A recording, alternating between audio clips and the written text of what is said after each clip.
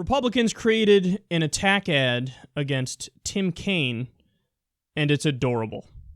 When you want to know something about the character of somebody in public life, look to see if they have a passion that began long before they were in office and that they have consistently held it throughout their career. Long before Tim Kaine was in office, he consistently protected the worst kinds of people.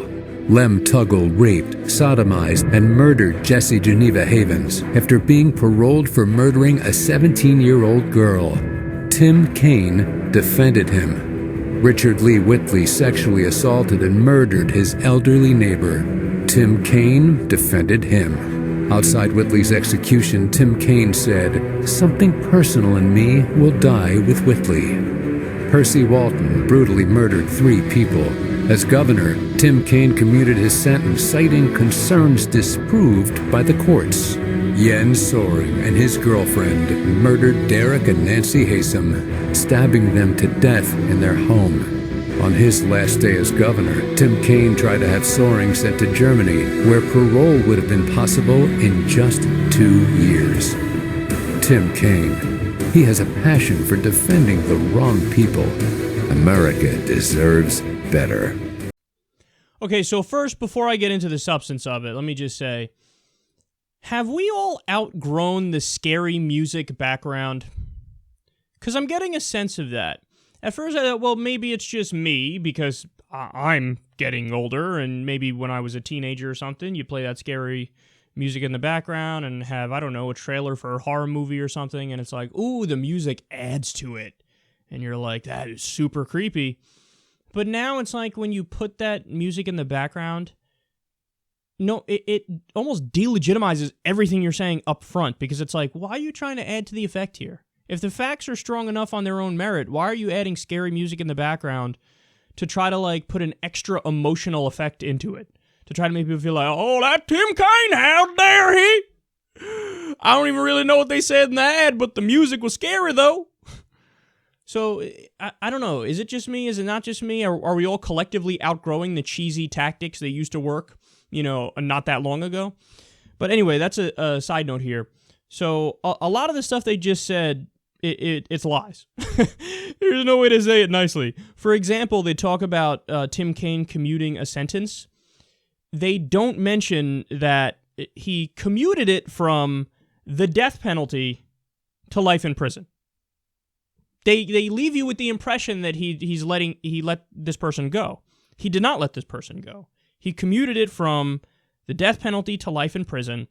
And they also don't mention that he did that because the person in question was mentally retarded. He had an IQ of 66, and according to sources, he thought that if he was put to death, the victims would come back to life. This is the Supreme Court ruled a long time ago. You can't put somebody like that to death. They don't know what they're doing. They have no clue what they're doing. So are they as accountable for their actions as somebody who, planned everything in advance and knows exactly what they're doing and then they commit a crime? The Supreme Court says no, of course not. That's crazy. You got to make a distinction there. So he takes somebody who is on death row, moves it to life in prison, and did it because the person was mentally retarded, and they spin it and make it sound like he released somebody. That's unbelievable, man. I mean, that's just grossly misleading at best, a flat-out lie at worst. And everything else there, okay, yeah, I guess he was a defense lawyer. Defense lawyers exist. Like, what do you want us to say? We have a system in the United States of America, a system that's brilliant, and one of the things that's part of that system is due process, habeas corpus. You get your day in court.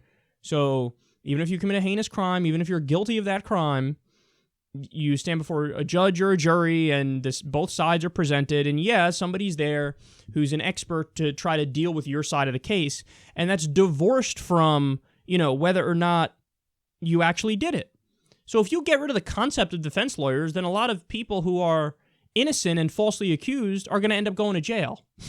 So I don't get, what's the argument from the Republicans on this? We shouldn't have defense lawyers? I I don't get it. And I never understood, even with Hillary Clinton, people have made like similar attacks against her. I don't really buy into those attacks because, again, if that's your job to do it, then you have to do it.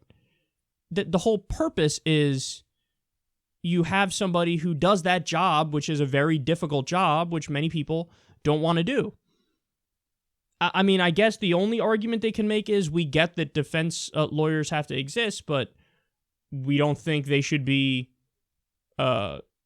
politicians? I don't know. I guess I'm trying to be kind to them and think of what their line of reasoning is. But they leave you with the impression that, like, he's doing this and it is because he has a feeling of, I love murderers and rapists and killers because I'm Tim Kaine and my moral compass is broken and I'm all fucked up. And I would lead the country by appointing well-known serial killers to be the head of the Department of Treasury and to be the head of the EPA. Like, stop. Again, these are old school tactics that I think would have worked back in the day, but they just don't work anymore, man. The like to dislike ratio on this video on YouTube is hilarious. It's like 70% dislike or thereabouts, and with good reason. I imagine even many right-leaning people watch that and they go, come on, reel it in, man, with your fucking fake outrage. Because oftentimes one of the things that you have the right argue against the left is that you guys engage in fake outrage. Stop. So it's like, if it's happening on the right, to be consistent, you'd have to say, what the fuck is that?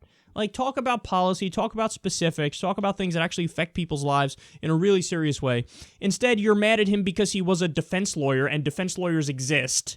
And you're mad because you're lying / grossly misleading people about the fact that he commuted the sentence of a mentally retarded person from the death penalty to life in prison.